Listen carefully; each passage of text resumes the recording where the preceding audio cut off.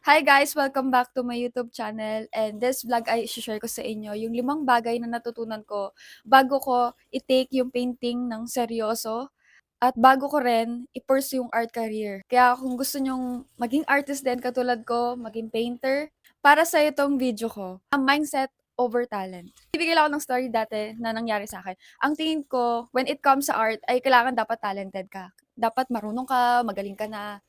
Hindi pala ganun. Maling-maling mindset na dapat talented ka. It's about mindset. Mauuna dapat talaga yung mindset mo bago yung talent.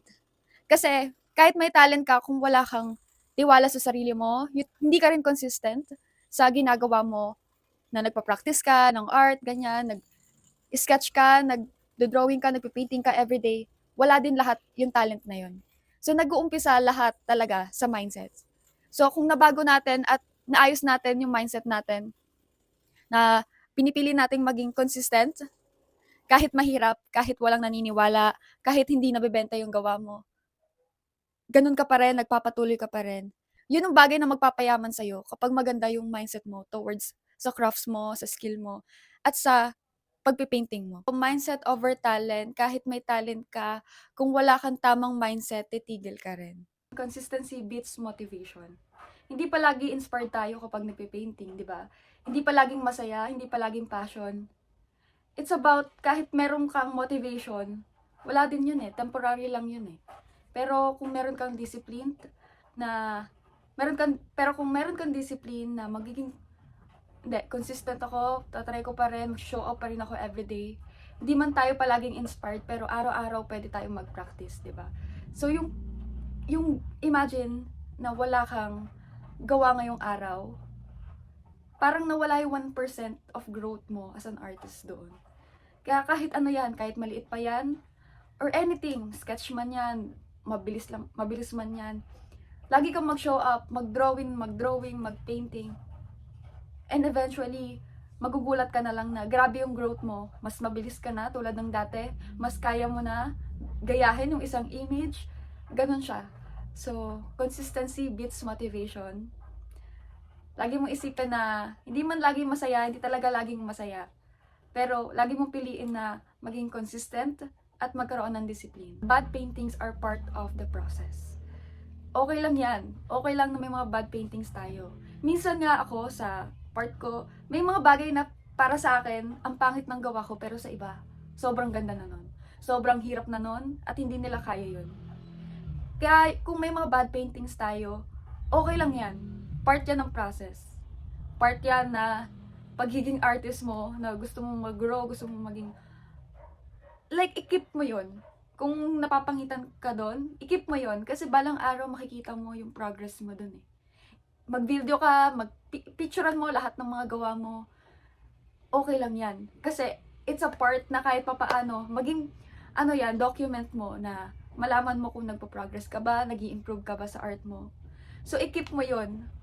Okay lang yan na may bad paintings tayo. Okay lang yan.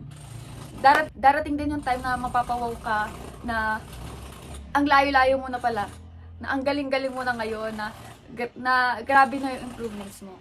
Kaya, okay lang yan kung may mga bad paintings ka. It's a part of the process. Simple tools are enough. For me, naniniwala ako na wala yan sa mahal na materials, nasa skill mo yan. Nasa skill natin yan. So kahit ano pa yan na materials, kapag nagawa mo, kapag skillful ka, magagawa mo pa din yun eh. Though, may advantage na kahit papaano, mas magiging maganda yung output ng gawa mo. Pero para sa akin, mahal man or hindi, as long as kaya mong gawin yung isang bagay, magagawa mo eh. Makakapag-paint ka pa rin, makakapag-drawing ka pa rin. And ako, hanggang ngayon, hindi naman ganun kamahal yung mga paints ko eh. Mga mumurahin lang din siya. Since nagsisimula ako, yun ang gamit ko. Montmartre or Art Rangers na mga acrylic paints. Yan lang yung gamit ko. Pati oil paints. Yan yung brand na ginagamit ko. And para sa akin, as long as kaya mong magawa, maganda yung magiging output kahit ganun yung art materials mo, okay yun. It's enough. It's enough. Kaya for me, wala yan sa mahal na materials. kung meron kang pambili, why not, 'di ba? Bili ka ng ano, kahit ako kung marami akong pera, sobra, extra-extra, baka bumili ako ng mga mamahaling materials.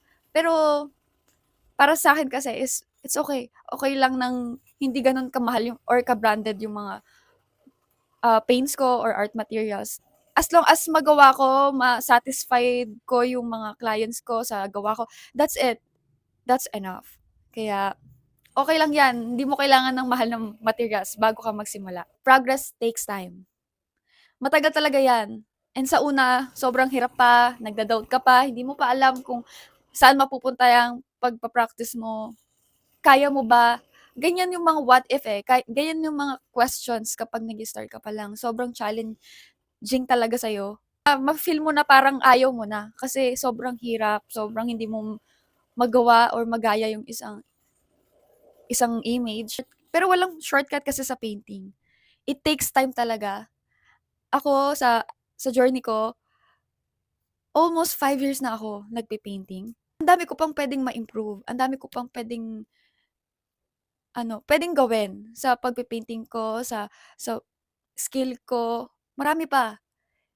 Kaya magpatuloy ka lang and darating din yung time na mabilis na lang yung magagawa mo yung isang painting, mabilis na lang na makapag-portrait ka, 'wag kang susuko, magpatuloy ka and part talaga 'yan ng ating journey as an artist.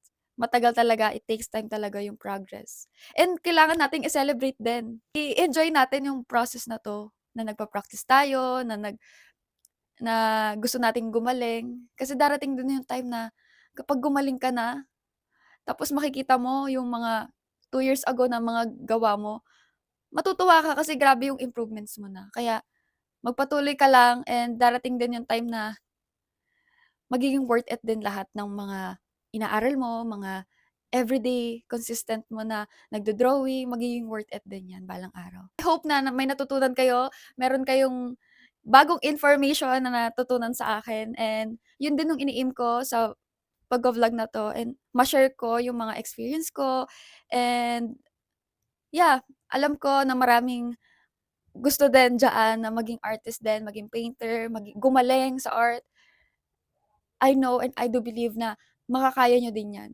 Magpatuloy lang kayo and ako imagine ilang years na ako nagpe-painting, nag-a-art, still gusto ko pa rin na mag-grow, gusto ko pa rin gumaling and ine-enjoy ko yung process.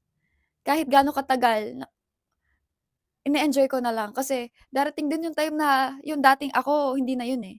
Yung dating gawa ko hindi na gano'n yung gawa ko.